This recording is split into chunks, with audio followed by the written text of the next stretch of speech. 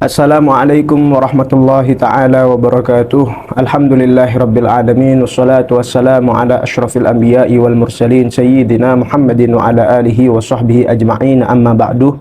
Alhamdulillah, puja dan puji syukur atas kehadirat Allah subhanahu wa ta'ala yang masih memberi kita kesempatan untuk melanjutkan kajian di dalam kitab Akhlaqul lil Banin. Semoga Allah subhanahu wa ta'ala senantiasa memberikan kita kemudahan dalam melaksanakan apa yang telah kita pelajari dan apa yang akan kita pelajari, tidak lain dan tidak bukan hanya mengharapkan keridhaan Allah subhanahu wa ta'ala dan Rasulnya, dan juga mengharapkan keberkahan dari sahibul kitab Syekh Umar bin Ahmad Baraja rahimahullahu ta'ala wa nafa'ana bihi wa bi ulumihi wa bi barakatihi fid daraini amin. Bismillahirrahmanirrahim. Alhamdulillah, kita melanjutkan pembahasan tentang adabul akal ma'al infirad, etika ketika kita makan dalam keadaan sendirian. Yang mana etika yang disebutkan di sini, adab yang dijelaskan oleh sahibul kitab. Beliau menjelaskan wa antura'iyan nadhafata fataghsila kaffaika qabla al-akli wa ba'dahu. Hendaknya bagi kita untuk memperhatikan kebersihan ketika kita hendak makan. Fataghsila kaffaika qabla al-akli wa ba'dahu. Dengan apa caranya? Dengan membasuh kedua tangan kita ketika kita hendak makan dan selesai makan. Wa fil hadis, dijelaskan di dalam suatu hadis, al-wudu ay ghuslul kaffaini. Hadis di dalam keterangan wudu, di situ para ulama menjelaskan ghuslul kaffaini, membasuh kedua tangan, qabla ta'ami, sebelum makan, yanfil faqr, ya, itu meniadakan faqr, tidak menyebabkan orang yang membasuh tangannya sebelum makan itu tidak akan terdapat faqr di dalam dirinya. Wa ba'dahu yanfil lamam, ya'nil junun aw tarfan minhu. Dan adapun membasuh setelah makan itu bisa menyebabkan atau tidak akan menyebabkan orang tersebut terkena penyakit lamam. Apa makna lamam di sini? Makna lamam disebutkan adalah junun aw tarfan minhu, penyakit gila atau semacamnya. Nas'alullaha ma'as salamah, semoga kita terselamatkan dari mara bahaya dan mara penyakit.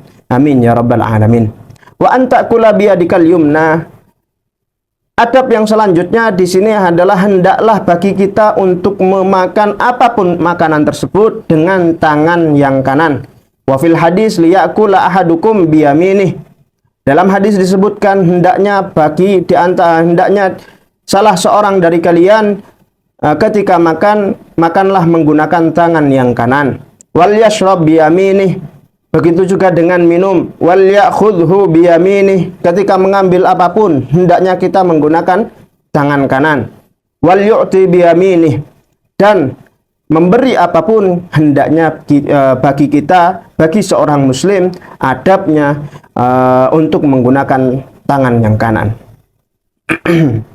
Jadi pada kesimpulannya, adab bukan hanya ketika makan saja, ketika minum, ketika kita mengambil barang sesuatu apapun itu, dan juga memberikan sesuatu apapun itu, disunnahkan bagi diri kita untuk menggunakan tangan yang kanan. Fa inna syaitana ya'kulu bishimalihi wa yashrabu bishimalihi wa yu'ti bishimalihi wa ya'khudhu bishimalihi. Kenapa kok dianjurkan menggunakan tangan yang kanan? Karena sesungguhnya salah satu dari sifat setan adalah makan, meminum, memberikan, dan juga mengambil apapun tersebut dengan menggunakan tangan yang kiri. Wa antakula awalan bismillahirrahmanirrahim. Hendaknya ketika kita mulai atau ketika kita hendak makan, sunnah bagi kita untuk mengucapkan bismillahirrahmanirrahim. Terdapat banyak hadis yang menyebutkan faedah-faedah dari kalimat bismillahirrahmanirrahim. Di antaranya yang disebutkan di sini, wa fil hadis, di dalam hadis disebutkan idza akala ahadukum falyadhkur ismallahi alaih. Ya. apabila salah seorang dari kalian ingin memakan sesuatu, maka hendaknya untuk mengucapkan nama Allah Subhanahu wa taala atau mengucapkan bismillahirrahmanirrahim. Di dalam kitab Ghayatul Munah karangan Syekh Muhammad bin Ali Ba'atiyah, di situ disebutkan atau menukil dalam suatu hadis yang mana Kanjeng Nabi Muhammad SAW bersabda, "Idza dakhaltum buyutakum," apabila salah seorang dari kalian hendak memasuki rumah, atau wa idza fasallimu ala ahliha, disunahkan, kata Kanjeng Nabi Muhammad SAW, hendaknya untuk mengucapkan salam terlebih dahulu sebelum memasuki rumah tersebut. Wa idza ta'imtum, apabila kalian hendak memakan sesuatu makanan, maka disunahkan untuk mengucapkan bismillahirrahmanirrahim. Kenapa? Karena di situ disebutkan bahwasanya Kanjeng Nabi Muhammad SAW menjelaskan kepada kita, apabila salah seorang dari kalian masuk dalam keadaan mengucapkan salam, telah mengucapkan salam, dan ketika makan telah mengucapkan bismillahirrahmanirrahim, maka syaitan berkata kepada teman-temannya, tidak ada tempat menginap bagi kita dan juga tidak ada makan malam bagi kita. Akhirnya apa? Syaitan pun tidak mendekati kita.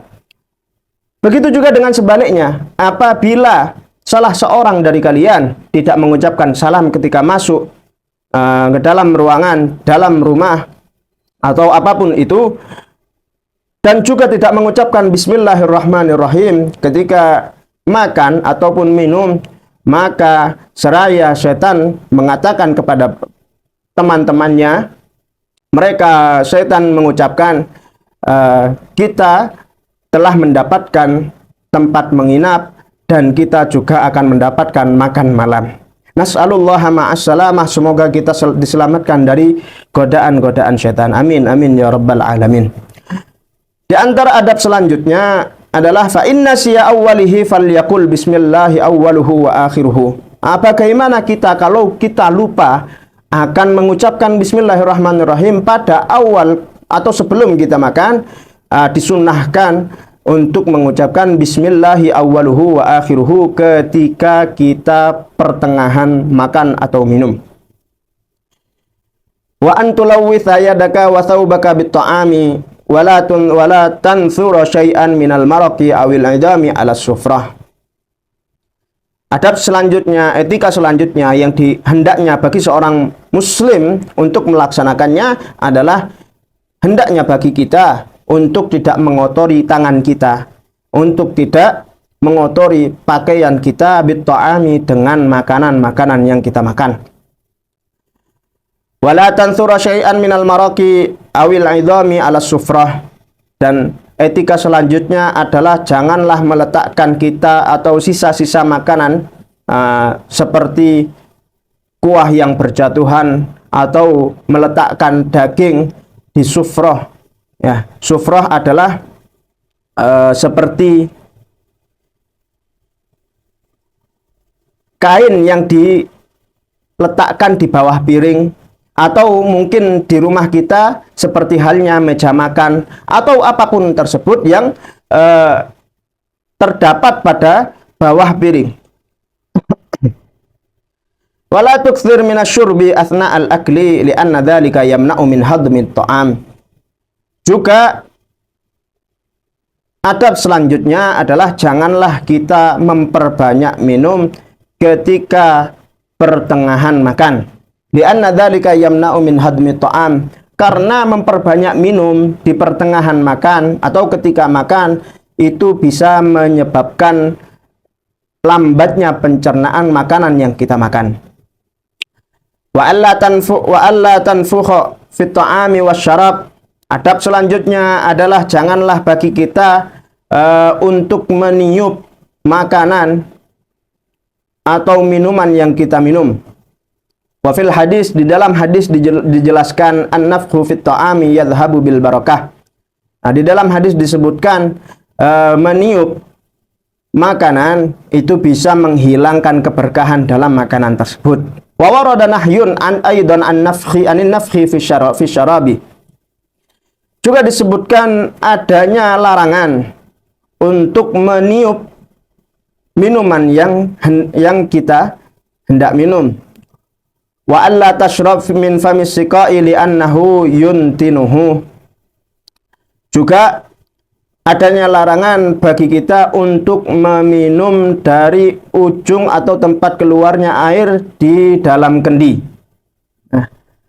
Au rubbama yakunu fi jawfihi waskhun au hayawanun la tarah. Kenapa sedemikian? Karena kita tidak tahu apa yang ada di dalam kendi. Bisa jadi ada kotoran hewan di di ujung tempat keluarnya air di dalam kendi, ya, atau terdapat hewan yang tidak nampak atau tidak kasat mata, ya, tidak bisa dilihat oleh mata. Waruya anna rajulan syariba min fi siqain fa ansaba janun fadakhala jawfahu. Diriwayatkan bahwasanya ada seorang lelaki meminum dari kendi atau tempat keluarnya kendi langsung tanpa perantara gelas. Nah, kemudian merayaplah seekor jan ainauun minal hayyati daqiqun khafif. Ya. Seekor ulat yang bentuknya kecil dan tidak bisa nampak, tidak bisa nampak oleh mata. Fadakhala jawfahu. Ya, kemudian apa? Merayap dan masuklah ke dalam tenggorokannya. Wa iyyaka aidan an tatanaffasa au tatajashsha'a fil ina.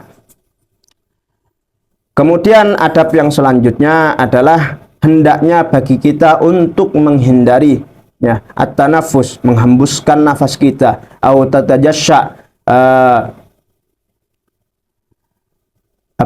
bersendawa, fil ina, di dalam wadah, au tashraba min thulmatih, atau hindari untuk minum di gelas yang pecah atau patah, sedikit pecah ataupun ujungnya saja yang pecah. Waqad ja'a nahyun anhu, karena adanya suatu riwayat yang menjelaskan larangan akan meminum di dalam wadah atau di dalam piring atau gelas yang retak.